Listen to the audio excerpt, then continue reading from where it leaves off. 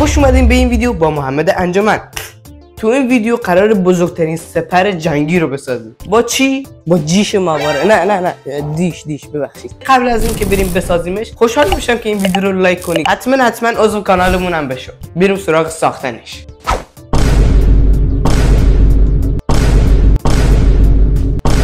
خب خیلی سریع بریم که درستش کنیم و با هم دیگه یاد بگیریم که چه شکلی یه سپر بزرگ میسازیم. خب من ابزارمو میارم. این دفعه دیگه با امکانات کامل اومدیم. اینم دو تا اسپری رنگ. خب الان همه چیمون آماده است برای ساخت سپرمون.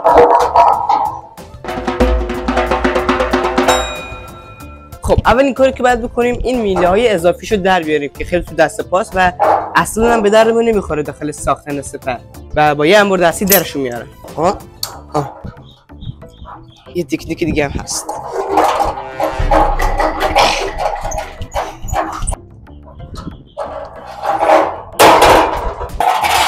این از اولیش.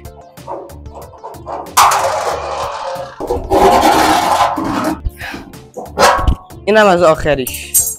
الان ماهواره ما کلا شبیه یه بشقاب شده و هیچی روش نیست. من قبلا سپایش هم در آوردم، اون سه تا پایه که رو زمین قرارش میده در آوردم و پیچاشو گذاشتم سر جاش که یه وقت سپرمون سوراخ نباشه. خب مرحله بعدی اینه که زنگ روشو پاک کنیم که وقتی می‌خواستیم رنگش بزنیم رنگش درست روش بشینه و برای اینکه رنگشو پاک کنیم از اینا استفاده می‌کنیم که بعد بزنیم تو سر دریلمون. این رو میزنم داخلش کامل سفت بشه. الان کامل باید این زنگ روش رو ببرم با یه دریل و با این که باید با دست پاکش کنم.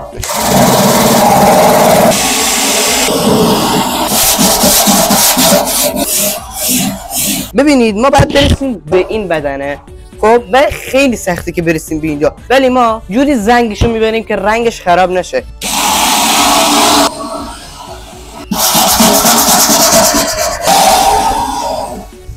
خب بچه حدودا زنگشو کامل بردم. این رنگایی که میبینید اینا بدنه اصلی هستن و اینا اون زنگه ولی خیلی لایه نازکی هستش حدی تونستم خوب جلو برم. خب این الان دیگه آماده است برای رنگ کردن. یه مرحله مهمی مونده که دستشه که بخوایم که چه شکلی با دست بگیریمش که من از یک سازه کوچیک استفاده میکنم که میخوام وسط نصبش کنم، دقیقاً همینجا پشتش. خودم میخوام شبیه دستش کنم که این حالت قوسداری داشته باشه. با چکش میخوام بهش حالت قوس بدم.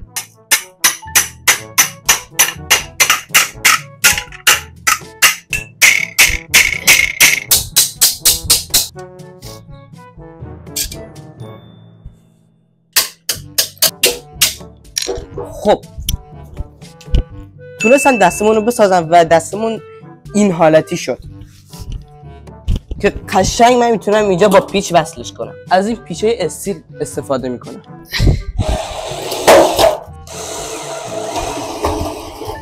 خب تونستم دسته رو روش سوار کنم و کامل محکمه و جدا نمیشه. خب این مرحله تموم شد ولی نمیدونم چرا شبیه در قابلمه شد. خب ما نصف راه رو رفتیم و الان رسیده به زیبا کردنش که من میخوام جلوش لوگوی کانال خودم رو بزنم و از دو رنگ قرمز و آبی استفاده میکنم. برای اون رنگ سیاه که اینجا ام نوشته میشه از نوار چسب سیاه استفاده میکنم.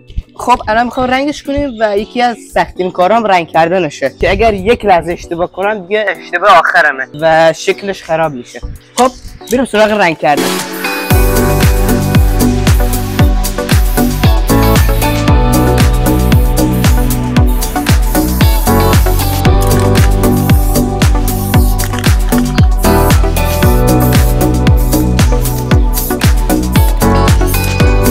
کار رنگ‌آمیزیش تموم شد که الان باید صبر کنیم تا 2 روز دیگه. خب بریم تا 2 روز دیگه.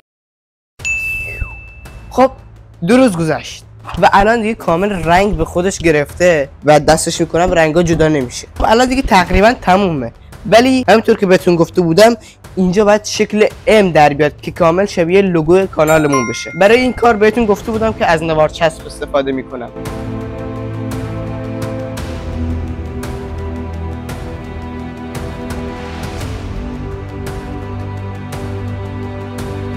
بالاخره تموم شد و اینم از سپر جدیدمون که کاملا دستسازه و خوشگلم در اومده. تا همینجاش هم خوشحالم که تونستم همچین چیزی بسازم. این محکمه.